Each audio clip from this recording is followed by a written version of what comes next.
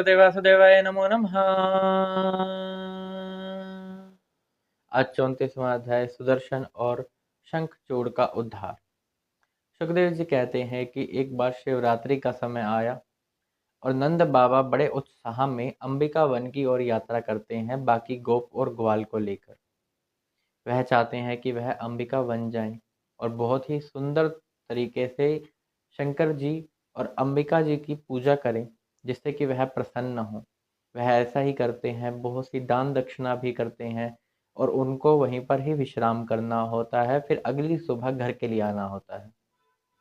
और रात्रि में क्या होता है, एक अजगर आ जाता है बड़ा ही भयानक, और ऊपर से वह भूखा नंद बाबा को पकड़ लेता है और खाने लगता है। इतने में ही नंद बाबा चिल्लाते हैं और कहते हैं, श्री कृष्ण बेटा तुम यहाँ से चले जाओ, दूर चले जाओ, यहाँ पर एक अजगर है, बड़ा ही भयावना है।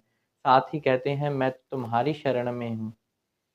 तो श्री कृष्ण जब यह सुनते हैं तो बाकी ग्वाल और गोप भी उठ जाते हैं और वह अपना लुखाटियाँ लेते हैं जो कि अध जली लकड़ियाँ होती हैं, उनको बोलते हैं और अजगर को मारने लगते हैं। लेकिन अजगर को इससे कोई फर्क ही नहीं पड़ रहा, वह तो नंद बाबा को पकड़े हुए है और निगलने ही वाला है। इतने में भगवान आते हैं, भगवान श्री कृष्ण, और उस अजगर पे अपना चरण रख देते हैं। जैसे ही उन्होंने अपना पग उस अजगर पे लगाया, उसकी मुक्ति हो गई और उसमें से एक विद्याधर बड़ा ही सुंदर ज्योतिमय स्वरूप बाहर निकल कर आता है। भगवान श्री कृष्ण उससे पूछते हैं कि तुम कौन हो, तुम्हें यह अजगर योनि प्राप्त कैसे हुई, तुम तो बड़े ही सुंदर हो, तुम तो बड़े ही ज्योतिमय हो, तुम्हें ही इस योनि में किस प्रकार से आना पड़ा।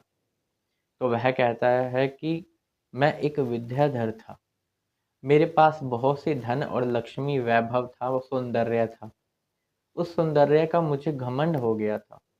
उस घमंड के कारण मैंने अंगीरा गोत्र के कुरूप ऋषियों की हंसी उड़ाई और उन ऋषियों ने यह मेरा अपराध समझकर मुझे दंड दिया और दंड के रूप में यह अजगर योनि दी जो कि मेरे ही कर्मों का फल था। और प्रभु आपके चरण रज, जब आपके चरणों की रज और आपके चरण मेरे शरीर को स्पर्श हुए तब मेरी मुक्ति हो गई।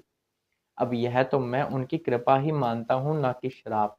जो ऋषियों ने मुझे श्राप दिया था, मुझ पर तो बड़ी ही भारी कृपा की थी कि स्वयं इस ब्रह्मांड के रचयिता एकमात्र स्वामी उनके चरण मेरे शरीर से लग गए और मेरे सारे अशुभ नष्ट हो गए।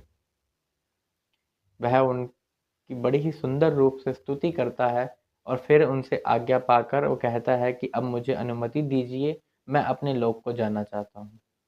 फिर भगवान की अनुमति लेकर फिर वह अपने लोक को चला जाता है। इस प्रकार अगले दिन नंद बाबा और ग्वाल अपना जो कार्य उधर होता है उसको पूर्ण करते हुए अंबिका वन से वापस अपने घर की ओर निकल पड़ते हैं। एक बार की और बात है कि श्री कृष्ण और बलराम गोपियों के साथ वन में विहार कर रहे होते हैं।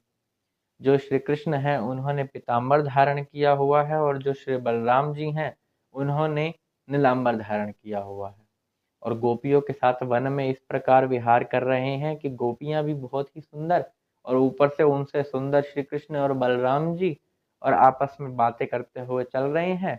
गोपियां उनके गुणगान कर रही हैं।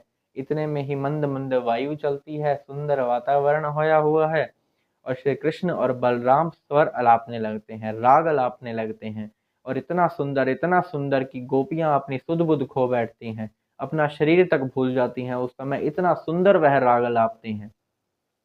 इसी प्रकार वह वन में विहार कर रहे होते हैं कि एक कुबेर का अनुयायी जिसका नाम है शंखचूड़, वह वहां आ पहुंचता है और गोपियों को उठाकर उत्तर दिशा की ओर भागना शुरू कर देता है। जब भगवान देखते हैं कि यह हमारी गोपियों को लेकर जा रहा है और गोपियां भी आवाज लगा रही हैं, हा कृष्ण हा राम हमें बचाओ, हम आपकी शरण में हैं। उनके तो एकमात्र रक्षक वही हैं, गोपियों के प्रेमी ही वही हैं। तो इस प्रकार जब वह सुनते हैं तो वह क्षण भर में उस शंखचूड़ के सामने खड़े होते हैं और शंखचूड़ देखता है एक काल और एक मृत्यु के रूप में मेरे सामने खड़े हैं। गोपियों को वहीं छोड़ता है और आगे की ओर दौड़ता है। जितना आगे दौड़ता है, बलराम जी तो वहां गोपियों की रक्षा के लिए रुक जाते हैं, श्री कृष्ण उसके पीछे पीछे। और वह शंखचूड़ जब श्री कृष्ण के हाथ में आ जाता है तो वह उनके मस्तक पर एक घूंसा जमाते हैं श्री कृष्ण। और उसकी जो शंखचूड़ की एक मस्तक पर मणि होती है, बड़ी ही दिव्यमय और बड़ी ही सुंदर, वह उसके मस्तक को अलग भी कर देते हैं उसके शरीर से, उसके सर को, और वह मणि भी निकाल लेते हैं। फिर वह वापस आते हैं और सभी गोपियों के सामने बलराम जी को वह मणि दे देते हैं।